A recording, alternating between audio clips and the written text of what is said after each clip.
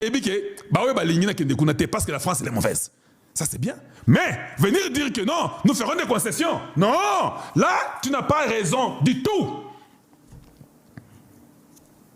Parce que il n'y a pas seulement les gens qui vous écoutent, il y a aussi les militaires qui sont au front. Alors quand tu fais l'analyse, il faut penser aux amoto tanga. Sur le tanga on comprend.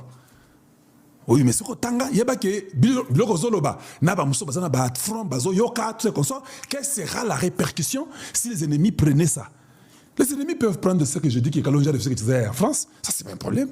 C'est son point de vue. Il peut dire non à son chef. Il peut dire non, président, moi, je veux pas que tu partes. Les ennemis peuvent dire ça comme ils veulent, ça ne veut rien dire. Ils te disent ça chaque jour ici, ça ne veut rien dire. Ils savent que Kalonji soutient toujours Tshisekedi à 100%, à 1000%, à 10 milliards de pourcents d'ailleurs. Donc, soyez intelligents. Alors, on va faire un petit exercice. Je vais toucher quelques petits points. Parce que Kagame a aussi parlé. On doit aussi un peu essayer de comprendre ce que Kagame dit. Kagame a lobby. Mais avant que j'avance, vous avez vu que la photo que j'ai mise au titre d'Angaï, Natie Paola na Donald Trump. Paola est à Kinshasa. Elle quitte Kinshasa demain pour rentrer aux États-Unis, les 10. Aujourd'hui, c'est le 9. J'aimerais qu'on réfléchisse encore ensemble. Kalonji comme ça. On réfléchit. Et puis vous allez voir. Vous voyez que dans Rwanda, la religion n'est pas libre, non? Je ne sais pas si vous comprenez. Tobandi Kawana. N'oubliez pas que Paola, bazaba chrétien. Baké na Rwanda. Kuna na Rwanda basaka nagate. Ba prêtre kuna basaka nagate. Olati kaka sultana yo pona église. Osakani bakati omutu. Kuna na Rwanda. Je ne sais pas si vous saisissez ce que je suis en train de dire. Donc, pourquoi il faut envoyer une chrétienne avec des autres chrétiens? Bakende kuna. Parce que kuna bandi marabiloko nzambe pa mapambate na Rwanda. Vous pensez que ça a été fait juste par la joie? Président Trump a vendu, na essayé ngwalobi, non, non. Bon, vous partez là-bas. Non. C'est très bien calculé. C'est très bien calculé parce que les réunions qui se font à la Maison Blanche, il y a certainement une réunion qui a été faite la semaine passée où Donald Trump a écrit lui-même publiquement que nous ne tolérerons jamais les gens qui persécutent les chrétiens. C'est comme ça que vous commencez à réfléchir. Et puis je vous ai dit, Nandenge Trump a le que non, Ndenge Zaboye, Nigeria, Tozoya.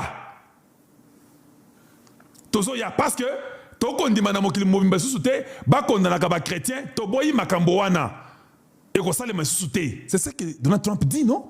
C'est la semaine passée ou bien la semaine antérieure que Donald Trump dit ça. Alors, vous devez toujours réfléchir et faire des analyses. Ah, mais comment Donald Trump peut dire Boré Aboye et puis Mbalamoko Tala makambo salema. Alors, je vais vous faire voir quelque chose. On va être ensemble. Je vais aller dans les tweets de Paola White. Ken. C'est par là que je commence. Ah, oh, une des tweets officiels. Ando ya bloko mso ça la pembeni pembeni. Oh, une des tweets ya maman oyo officiel. Maintenant, moi je commence à aller en bas. Je commence à voir dans les tweets de la maman. J'ai tout lu, hein. Moi je suis comme ça. Tout. Parce que j'aime toujours chercher la cause, la raison, le pourquoi. Baye pour la nini. Est-ce que baza banzambe, nzamba tini bangonga boye, na lola ba uti ba kete. Je suis en train de descendre un peu en bas. Je descends en bas pour un peu comprendre ce qui se passe. Cette femme, par la surprise de tout ce qu'elle écrit, elle a mis ça il y a 5 novembre. 5 novembre. À tweet à Donald Trump. Bolandanga yangoyo. C'est écrit là le 5 novembre. Qu'est-ce que cette femme ici, White Paola, dit le 5 novembre? Elle dit, bon, j'aimais ce mot Donald Trump, on peut tous l'entendre, c'est beaucoup mieux. On peut juste l'entendre, c'est beaucoup mieux qu'il y en a commenté, Tolanda, et puis je reviens par après. C'est ce qu'elle a posté, elle, le 5 novembre.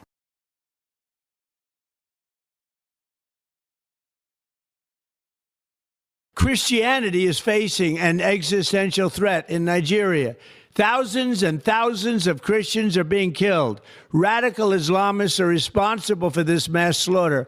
I am hereby making Nigeria a country of particular concern. That's a legal definition. When the Christians or any such group is slaughtered, like is happening in Nigeria, 3,100 versus 4,476 worldwide. What horrible numbers.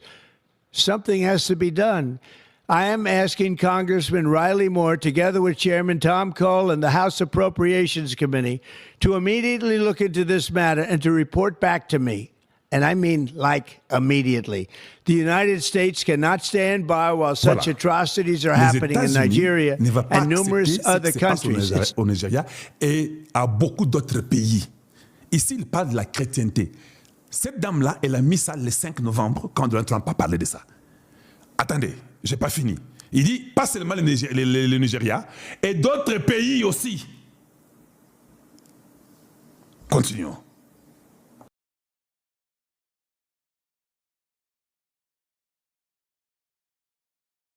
Not only Nigeria, it's all over. We stand ready, willing, and able to save our great Christian population around the world. Nous n'allons pas accepter ça. En dehors du Nigeria et d'autres pays, on ne va pas le faire. Il a mandaté quelques gens qu'il a cité les noms de lui répondre immédiatement et rapidement. C'est-à-dire que comme il a fait ça et que Paola a mis ça le 5, peut-être le président a fait ça le 4 ou le 5 là. Très possible. Donc, je suis sûr qu'il y a déjà une équipe que Donald Trump avait mis les 4 ou les 5 là, et qui pour essayer de salir résultat, nous surtout, 3 jours après, 4 jours après, Tomoni Paola, bah chrétien Moussous. Donc, la question que je vais poser aux Congolais, réfléchir, je suis dans la liste politique, est-ce que vous pensez que Donald Trump a fait ses discours sans avoir consulté Paola White, qui est senior advisor et qui est chrétienne, qui est toujours à côté de Trump dans tous les événements quand il faut prier, c'est elle qui le fait. Vous pensez que le président Trump peut parler sur la chrétienté et ce qui arrive au travers du monde, en dehors du Nigeria, sans qu'elle soit au courant? Voilà. C'est comme ça que vous commencez d'abord à réfléchir. On finit rapidement et puis on continue.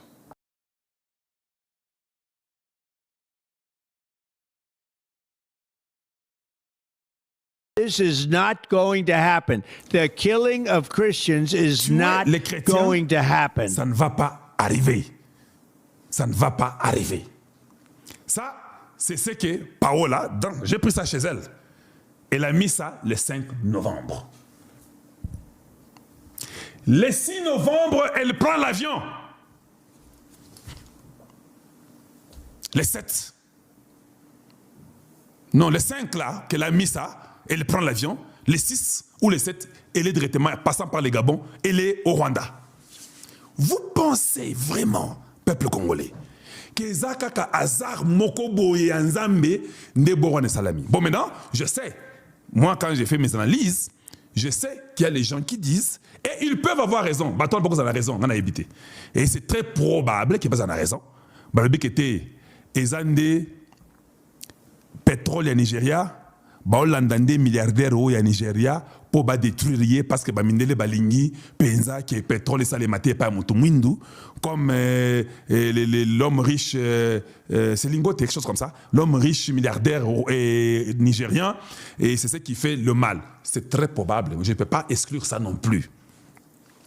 Mais même si cela est vrai, les Américains vont faire ce qu'on appelle les cover-up. Les cover-up veut dire ils vont aller après les gens qui tuent les chrétiens, même s'ils vont aller pour le pétrole de cet individu-là. Mais ils vont aussi aller après ceux qui vont après les chrétiens. C'est comme ça. Je ne sais pas si vous comprenez. Ils ne vont pas seulement aller après le pétrole sans avoir touché ceux qui sont là inclus dans les trucs de pétrole. Non. Donc, maintenant, ça c'est un autre débat des intérêts qui sont en arrière sur le pétrole, d'Alingote ou quelque chose, je pense à Alingote, quelque chose, j'ai oublié son nom pratiquement, mais les milliardaires nigérians, vous connaissez tous son nom, ça peut être ça. Mais au fait, mais lui dit, il n'y a pas que le Nigeria. Donc s'il dit qu'il n'y a pas que le Nigeria, là je me dis que bon, cette possibilité-là peut être maintenant à 30%. Parce qu'il avait dit qu'il n'y avait que le Nigeria, je donnerais la possibilité à 70-80% pour dire que non, vous allez après quelque chose du Nigeria. Mais s'il dit maintenant que et aux Européens surtout dans le monde, dans la région et Afrique, wana ba toucha ba chrétien to qu'on démarre sauter. Or, nous savons que les Nations Unies, beaucoup de pays ont parlé des chrétiens qui sont morts au Congo démocratique. Il n'y a même pas un mois qu'on a slide 120 chrétiens à l'est de la République par les M23. Donc tout ça, les gens comme les Paola White, comme elle est chrétienne, elle sait qu'on a tué plus de 120 chrétiens au Congo. Elle le sait. Elle sait que ça arrive aussi au Nigeria. Elle sait qu'il y a d'autres pays. Elle sait. En Ouganda, elle sait. Alors, je disais que nous sommes devant vous. Vous annoncez que 2 résolutions reconnaissant les génocides commis en République démocratique du Congo ont été adoptées. D'abord par la société civile africaine et aussi par la Commission africaine des droits de l'homme et du peuple. C'était lors de la 85e session de la Commission africaine des droits de l'homme et du peuple que la République démocratique du Congo a aussi été là pour faire des plaidoyers pour la reconnaissance du génocide commis chez nous. D'abord, la société civile africaine, qui fait partie intégrante de la commission, a reconnu génocide. Et c'était comment? Nous avons organisé une sorte de side event auquel ont pris part les commissaires, les ambassadeurs, les États observateurs, les ONG. Nous leur avons montré des images de ce qui se passe dans notre pays. Et aussi, pendant les travaux de la commission, nous nous sommes servis des études, des enquêtes, des travaux qui ont été diligentés par SIAVA et FONAREV à travers le comité scientifique pour expliquer que réellement il y avait génocide chez nous. Tous ces éléments ont concouru pour que, le moment venu, la société civile qui avait déjà adopté sa résolution reconnaissant les génocides demande à la commission aussi de faire de même. Et donc aujourd'hui, nous avons par devant nous 2 résolutions. Celle-ci est la résolution qui a été adoptée par la société civile africaine. Je vais vous en donner lecture dans quelques paragraphes. Et puis ici, vous avez la résolution de la Commission africaine des droits de l'homme et des personnes. Nous commençons par le premier. Comme je dis tout à l'heure, nous lirons quelques paragraphes et le reste, nous verrons par la suite comment nous allons faire pour la vulgarisation. Le document est intitulé Résolution relative à la condamnation des violations graves et massives des crimes internationaux, en ce compris le génocide commis en République démocratique du Congo et la nécessité d'en punir les auteurs. Maintenant, il y a un paragraphe qui dit « reconnaît et condamne les génocides contre certaines communautés au cours des conflits armés dans l'Est de la République démocratique du Congo. » Ensuite, il y a le paragraphe qui recommande à la Commission de faire de même. Ce point dit « demande enfin à la Commission d'adopter également une résolution reconnaissant et condamnant les violations graves et massives des droits de l'homme et les crimes internationaux en République démocratique du Congo, en ce compris le génocide. » Là, c'était la société civile africaine. Donc aujourd'hui, il n'y a plus de doute. le combat initié, je dirais conçu et initié par son Excellence Monsieur le Président de la République, je dirais le couple présidentiel, en raison de l'implication de la très distinguée première dame dans ce combat a produit d'abord un effet au niveau de la société civile africaine qui a reconnu les génocides commis chez nous. Maintenant, c'est la résolution qui a été adoptée par la Commission africaine des droits de l'homme et des peuples. Son intitulé dit « Résolution relative à la justice pour les victimes des violations graves, massives des droits de l'homme et des crimes internationaux en République démocratique du Congo depuis 1997. Je vais vous lire deux paragraphes importants. Voici le premier. Considérant également les rapports du Haut-Commissaire des Nations Unies aux droits de l'homme,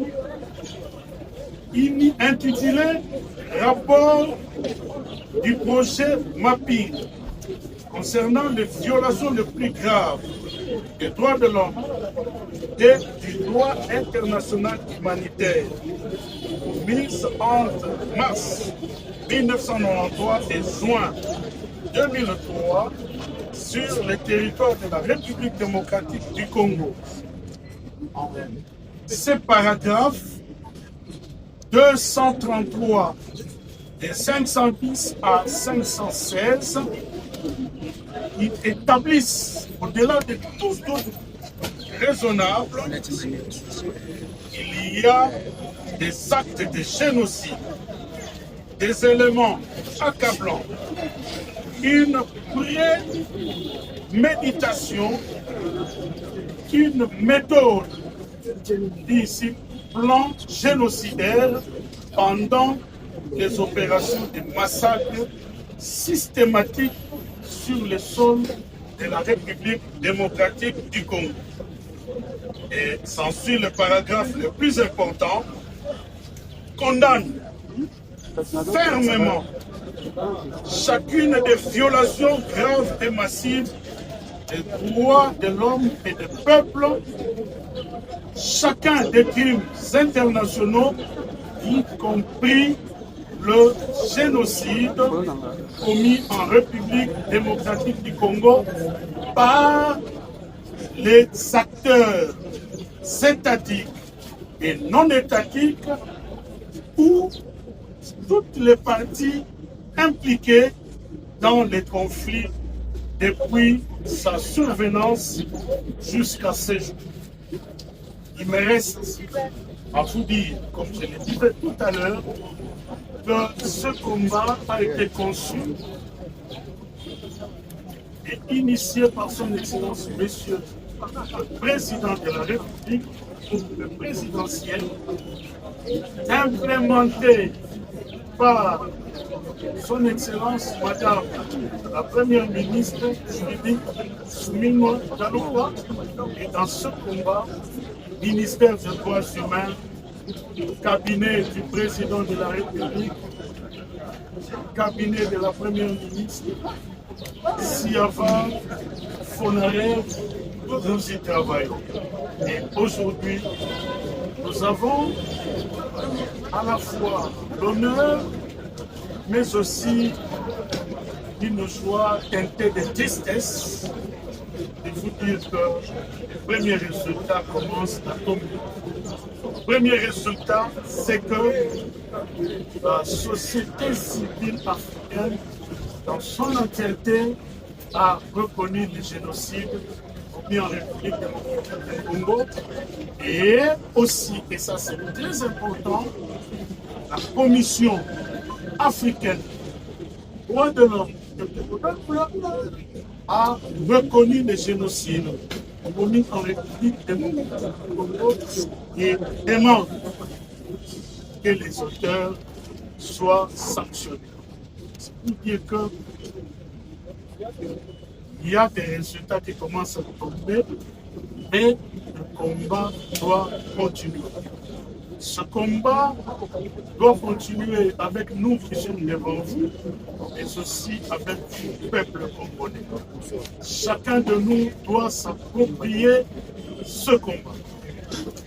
Partout où il est, partout où il travaille, partout où il passe, il faut que le monde entier sache que depuis 30 ans, il y a des exactions qui sont commises dans d'autres pays, lesquelles exactions peuvent être qualifiées de crimes de guerre, des crimes contre l'humanité et aussi des crimes de génocide.